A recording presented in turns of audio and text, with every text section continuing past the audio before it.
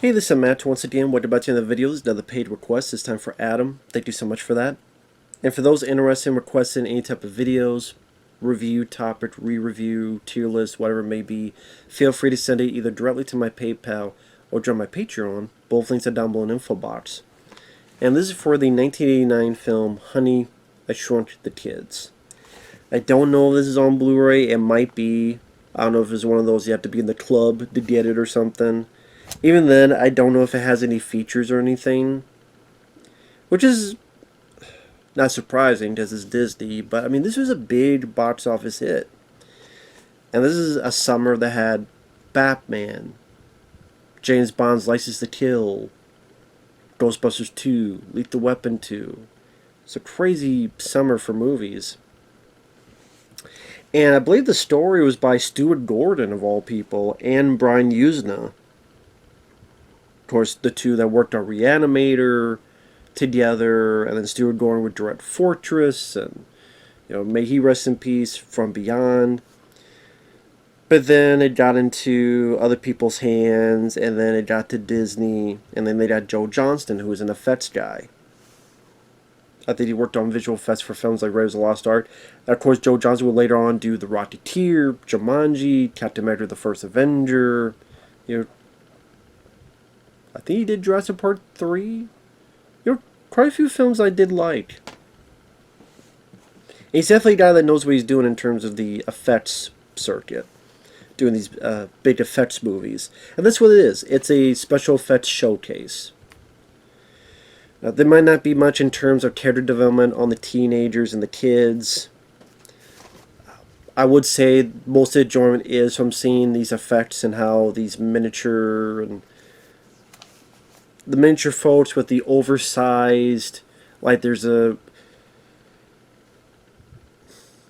some might not even know, I mean the title tells you the story, but just in case, Rick Moranis, who I've always enjoyed, who was in Ghostbusters and among other stuff, he is an inventor. He has his shrinking machine, but it's not working, and he's going to a meeting. While he's at this meeting, he has a teenage daughter, he has a young son. They're mucking around the house. The neighbors, which the dad over there is Matt Frewer, who's on Max Headroom from back in the day. He was in Detective Beverly Hills. He's been in quite a few films. His two sons are out playing baseball. One of them hits it through the attic of Rick Moranis' place. They go in to try to get the ball. Rick Moranis' two kids go with them, and the four of them get shrunk. Because the baseball hit the machine and somehow made the machine work correctly now. So they've been shrunk. Rick Moranis comes in. He doesn't know what's going on. He inadvertently sweeps them, puts them in the garbage, puts them out. They escape the garbage, and now they gotta go through the backyard. And how the backyard is turned into its own adventure. And that's where the effects work comes into play, where to make the backyard look like a jungle, and how small these guys are compared to the dog, or that's where the fun creative stuff comes into play. And some really commendable work with, for example, when they get swept up by the broom, how they had to make this giant thing look like a broom, as our four characters have to hold on to these bristles so that they don't fall, die, all this stuff, and just how big this broom has to be compared to our main characters. Or for example, they walk around, they see like a giant thing and it's a little T-Rex toy. Or how they incorporate like giant bees, giant ants, giant scorpions. If a sprinkler or something happens, but it seems like these big water drops are falling on them. The young kid of Rick Moranis' character, he falls into this big thing of pollen, and just how much they had to do that for real in camera to have this giant thing of pollen. It was commendable what they had to do with the limited technology back then. This is 1989. So either it looked like maybe some stop motion effects were used in certain parts. Obviously, having oversight sets that made it seem like that characters are much smaller. The other technical aspects I don't know because there's not much fucking special features. There's nothing on here except it's in full screen. Great. And there's also some good practical effects. Like there's a big ant that they become friendly with when they find the was it the those oatmeal cream pie cookie things. So great bit of product placement there. They find one of them out in the backyard. They're able to eat that, and they're able to feed it to this ant, and then they're able to capture it and use it to traverse through the backyard and becomes friendly with them. And yeah, the adventure continues while Rick Moranis ultimately finds out what's going on, and he's committed to trying to find his kids. So he has this contraption where he's like on the yard, but he doesn't want to touch, so he doesn't accidentally crush them. He's looking here, and the neighbors are seeing how goofy and silly he seems to look and what's going on. And the bit where he has to tell his wife, where Sally, the lady who plays the wife, I believe she passed away, which is too bad. Was it Marcia Strassman, I believe is her name?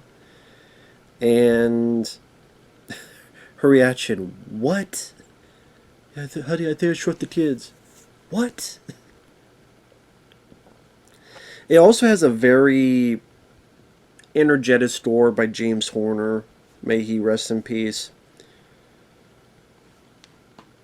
Like there's a bit with earlier one of the kids had promised his kid to use this remote control lawnmower, and as he does this, a big organ music is playing to show the seriousness of the situation, and our character is almost being pulled up into the blaze of the lawnmower.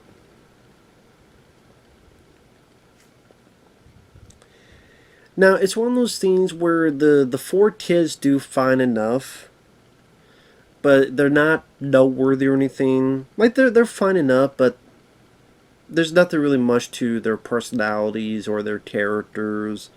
It's serviceable, if that makes sense. Like, the four kids are serviceable.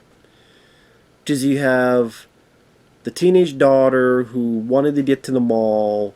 You have her brother who is a spitting image of his father, Rick Moranis' character. You have the neighbors. One doesn't really want to deal with football. And then you have his younger brother who is very much like his dad, like Matt Frewer's character, and is all about that stuff. And that younger brother and the teenage daughter, they have a bit of a throwing verbal jabs at each other.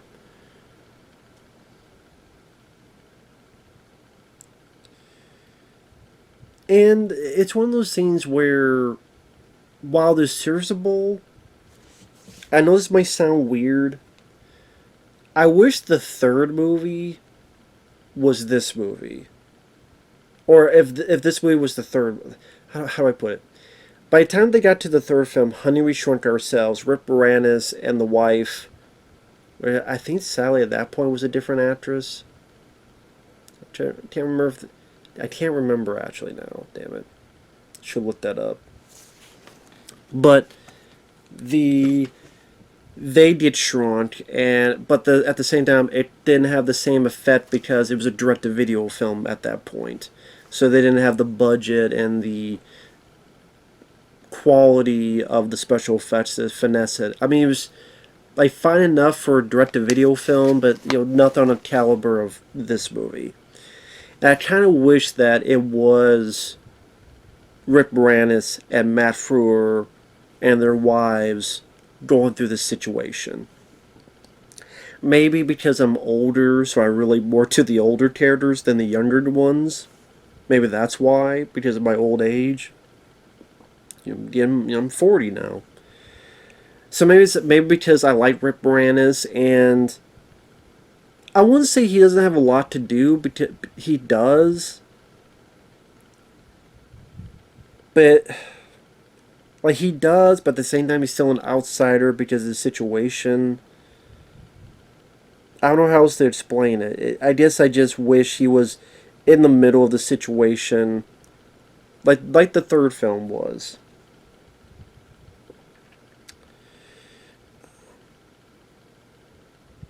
And yeah, I believe it was a different actress. Yeah, because I want to check up real quick on when Sally, that lady, passed away. Because she did a fine enough job as well, and it's too bad. But anyway, like the movie, it was fun revisited again. It's fun to see these old school special effects and how, it was this event effect spectacle movie. What earlier on in the attic, how they're running on the floor and how they make the floor look so much more massive. So they have to have the specific set to make sure even like a screw or a nail is so much bigger than them. And how like this big broom that's so gigantic to them is coming towards them, and how you make a broom be a fucking danger to them.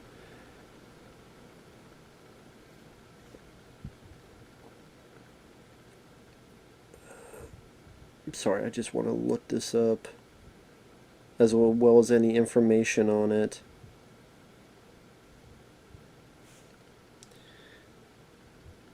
Yeah, yeah, 2014 she sadly passed away. I think there was a third film, but she probably just decided not to do it. So, yeah, James Horner did the score. The kids are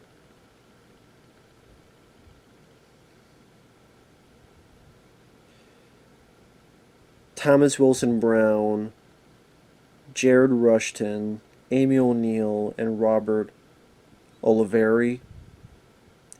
Like I said, they did fine for what they needed to do. It's just there's really not much to them in terms of the character or personality. Like I said, they're serviceable, but that's why I kind of wish, because the kid story, you're more interested in the effects than the characters. But then when you go back to the non-effect stuff, I'm enjoying Rick Moranis and Matt Frewer's personalities. I'm enjoying Rick Moranis. Apparently they wanted Chevy Chase at one point. And then they wanted John Tandy. But then John Tandy's like, you know what, how about my buddy Rick Moranis? He could do the film. And Rick Moranis, he's obviously proud of this movie because the only time, it's the only franchise that he will come back for. I mean, he came back for Ghostbusters 2, but after that, nothing more. But yet he's still willing to come back for a sequel continuation of this. I mean, he was in Honey, I Blew Up the Kid. He was in the third film, like I said, Honey, We Shrunk Ourselves. Maybe because this is the only franchise he got to star in, so it kind of feels like it's his own, his baby, so to speak. And it's one of those things where Rick Moranis is such a lovable guy, lovable character who means well. And when he's doing his little physical comedies, like not trying, like he has to climb on a fence and try to not get to it so he doesn't accidentally step on what might be his kids under his feet in the grass. He's affable, he's likable, and he's somewhat endearing in his nerdiness. And again, and then Matt Frewer, he's having a lot of fun as the dad as well. Like earlier on, he's trying to teach his son how to lift weights, and he's trying to lift the weight. He can't quite get it.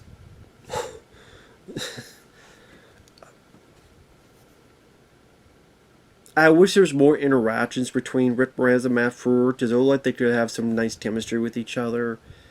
And that's what I mean is that if you took those personalities and the way they worked with each other, and you put them in the effect sequences, and then, I don't know, maybe the kids, they're just there to further the plot and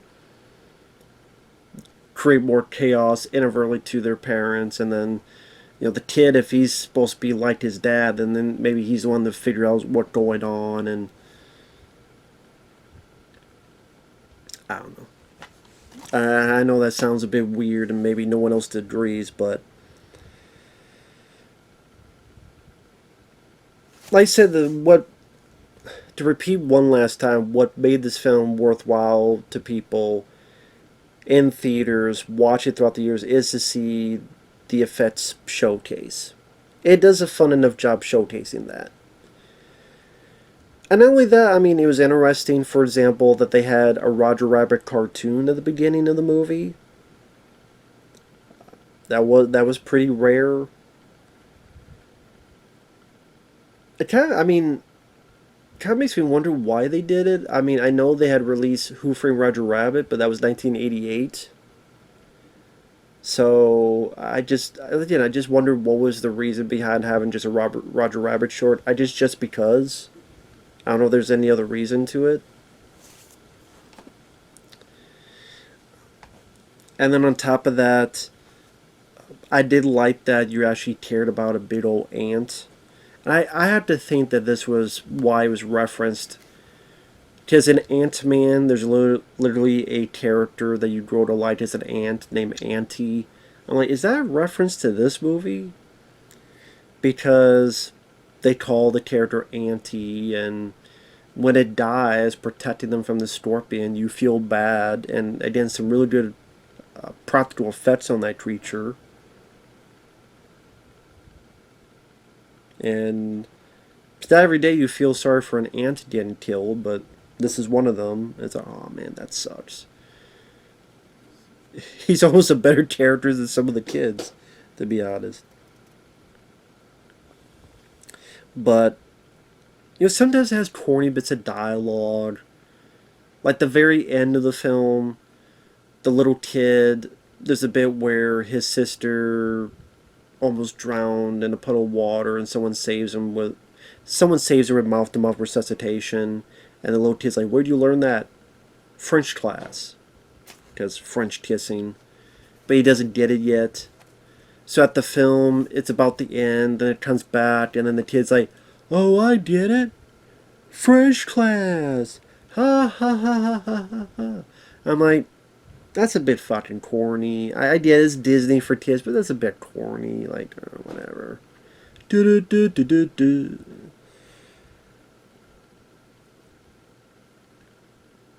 But with the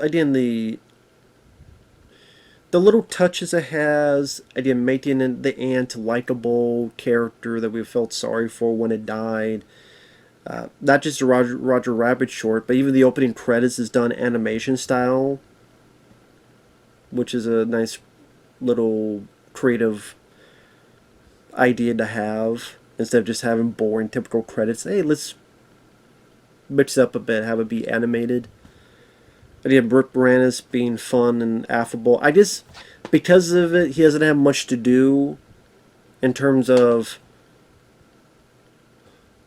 he's a star, but he feels like a supporting character in his own movie. Because of the situation at hand.